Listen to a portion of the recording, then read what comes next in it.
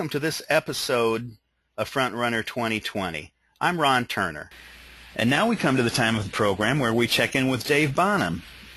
He's the Deputy Campaign Manager at Ellen Cohen for Houston City Council. Dave helps us connect each week's material with the activities of an actual campaign. Dave, what's going on in Houston this week? Well, hey, Ron. This week we just got a rather large endorsement from our campaign. It really helped us solidify some of our base as well as kind of cancel out the validity of one of the other candidates in our race. So we're really excited about that. And we're ramping up because this week is the 90-day mark. And that means that we're going to go ahead and put out all of our yard signs. And the reason why we wait until then is because in the state of Texas, there's a 90-day mark. And before then, homeowners associations as well as deed restrictions can limit someone from putting any kind of political sign in their yard. After that point, they're allowed to put whatever they want in front of their yard for a political campaign or whatever purposes like that. And then obviously we have to take them down after that. But more than that, you know, we have waited until this point because it's kind of a symbolic thing. Overnight, we're going to have hundreds and hundreds of thousands of yard signs go up in our district, as well as, you know, kind of just take everybody by storm. So that's great. That's really interesting to me. You know, it reinforces a point Nancy Lloyd made in our program. Let's see, it was the second one, yeah, episode 2, about knowing the regulations, and she talked about that in fundraising. I think Scott in episode 3 also talked about the importance of that in fundraising, but knowing the regulations that affect you. So absolutely, that's important. Yeah, and I mean, another thing to keep in mind is those signs cost a bit of money, and so it's always good to buy in bulk if you can to get those discounts.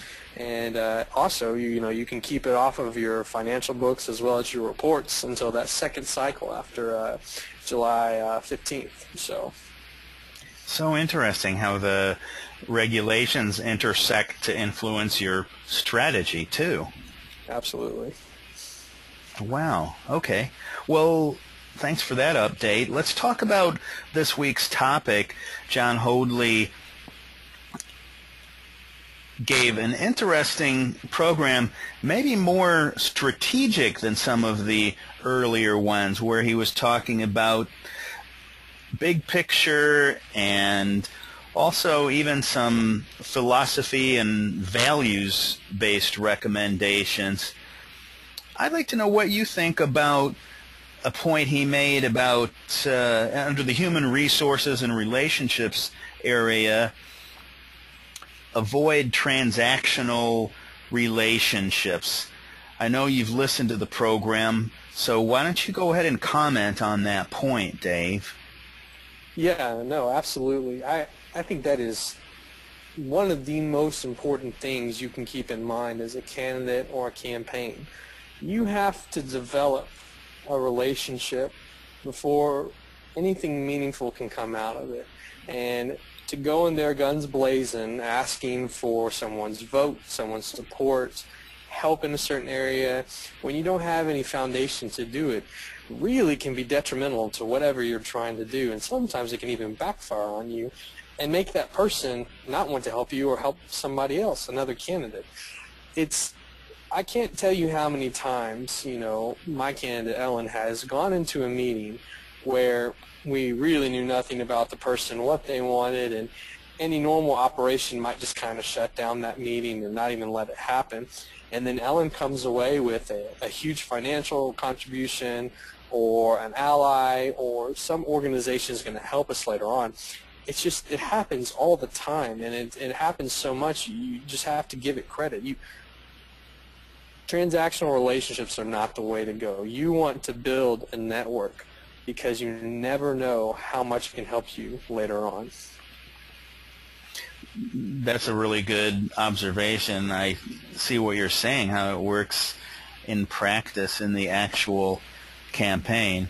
So it sounds like you're saying she has an open door policy with regards to the coveted so-called access, is that she's not limiting her access Absolutely, yeah. I mean, rarely will you ever find her not taking meetings.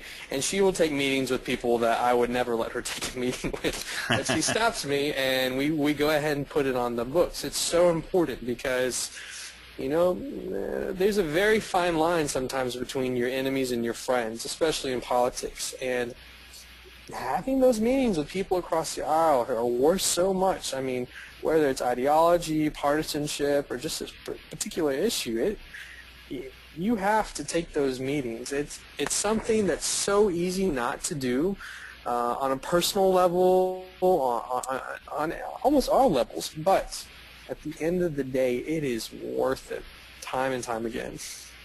Well, especially in light of how things work in Washington, it's good to hear that someone in Houston has a more collaborative approach in the community. I respect that, Dave.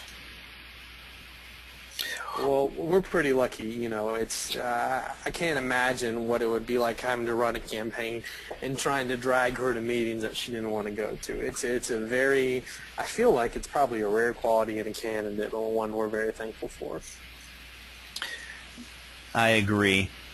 Well, let's wrap it up there. I know how busy you are with the campaign, and you probably have a hammer and a pickup truck all full of signs to jump into now. Well, and even more water, you better believe that. and water too.